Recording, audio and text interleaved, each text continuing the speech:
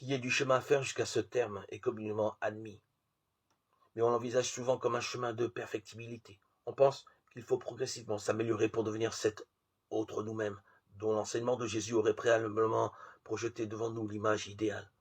Ce n'est évidemment pas ce chemin de vie morale qu'envisage l'évangile de Marc. Lui se préoccupe de vie théologale. Il appelle à entrer en chemin en jetant en avant de notre existence d'homme la fécondité d'un compagnonnage avec le ressuscité.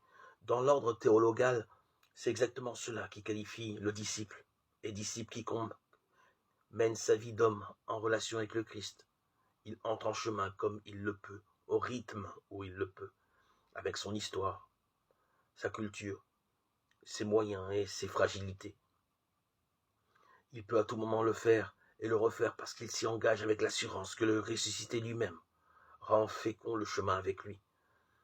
Dans cette perspective-là, c'est le chemin que nous faisons qui nous consacre disciples, et non une qualité qui permettrait de différencier ceux qu'ils sont déjà de ceux qui ont encore à le devenir.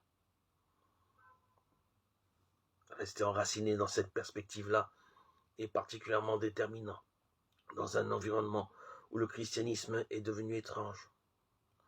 Quand on énonce les conditions qui font devenir disciple, on cherche à faire en sorte que quelqu'un se comporte comme tel. Mais on s'adresse à quelqu'un qui est justement en rupture avec le résultat qu'on lui demande d'atteindre. Quand on fait le choix initiatique, on considère toujours celui auquel on s'adresse comme un homme en chemin, un homme qui n'aura jamais fini d'être en chemin. L'important, c'est le processus vital que vivra la personne, un processus dont l'aboutissement restera de toute manière toujours caché en Dieu.